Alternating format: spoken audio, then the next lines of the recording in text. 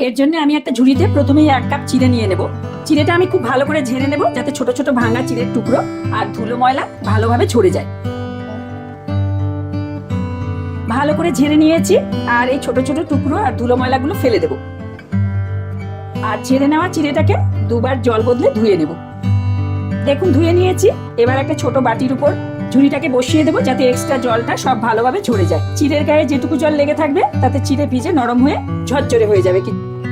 Minute মতো চিড়েটা রেখে দিয়েছিলাম, এখন সুন্দর নরম হয়ে গেছে আর একদম ঝরঝরে হয়েছে। আমি যেভাবে দেখালাম সেভাবে যদি আপনারা চিড়ে ধুয়ে 5-10 মিনিট রেখে দেন না হয়ে যাবে। আর এখানে দেখুন খানিকটা কারি পাতা নিয়ে নিয়েছি, খানিকটা গাজর ছোট ছোট টুকরো করে কেটে, অল্প বিনসও ছোট ছোট টুকরো করে নুন জলে হালকা ভাপিয়ে নিয়েছি।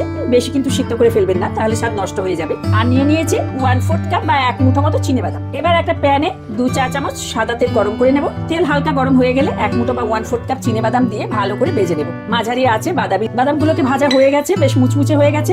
এবার আমি এগুলোকে একটা বাটিতে তুলে আলাদা করে রেখে দেব। এর উপরে অল্প একটু পাতলা পাতলা করে কাটা আদা কুচি দিয়ে দেব, আধা চা চামচ ছোট শসা, আধা চা চামচ আর খানিকটা দিয়ে দেবো। এগুলোকে একটু নেড়ে নিয়ে 1টা কি 2টো কাঁচা লঙ্কা কুচি দিয়ে দেবো। আপনারা যে যেরকম ঝাল খেতে পছন্দ করবেন সেই অনুযায়ী ঝালটা দেবেন। ভাপিয়ে রাখা গাজর আর বিনস কুচিটাও দিয়ে দেবো। এবার স্বাদ মতো নুন দিয়ে সবকিছু একসাথে একটু নেড়ে ভেজে নেব। এবার ভেজানো চিড়েটা একটা পাতানো পাত্রে ঢেলে নেব আর এর মধ্যে একে একে দিয়ে দেবো স্বাদ মতো নুন, আধা চা চামচ চিনি। চিনিটা আপনারা চাইলে নাও দিতে পারেন। 1/4 চা চামচ লঙ্কা গুঁড়ো আর 1/4 চা চামচ হলুদ গুঁড়ো। সবকিছু হালকা হাতে একটু মিশিয়ে নেব। খুব হালকা হাতেই মেশাবেন, না হলে কিন্তু চিড়েটা ভেঙে যাবে। এই যে দেখুন আমি সবটা ভালো করে মিশিয়ে নিয়েছি। এদিকে দেখুন গাজর বিনস গুলো বেশ ভাজা ভাজা হয়ে গেছে। এবার চিড়েগুলো দিয়ে দেবো। সবটা ভালো করে মিশিয়ে নেব। আর খেয়াল রাখবেন চিড়ে দেওয়ার পর কিন্তু গ্যাসের আঁচটা একদম লোতে রাখতে হবে, না হলে চিড়ে যদি বেশি ভাজা হয়ে যায় তাহলে কিন্তু শক্ত হয়ে যাবে।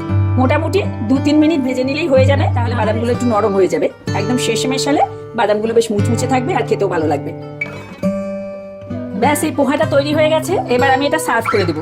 একটা জিনিস খেয়ালে রাখবেন, পোহা তৈরি করার পরে গরম প্যানে কিন্তু বেশিক্ষণ রেখে দেবেন না, তাহলে পোহা শক্ত হয়ে যাবে। তৈরি হয়ে যাওয়ার সাথে সাথে পোহা অন্য একটা পাত্রে ঢেলে নেবেন। আর একটা ছোট্ট টিপস, যদি মনে হয় বেশি ভাজা হয়ে গেছে পোহা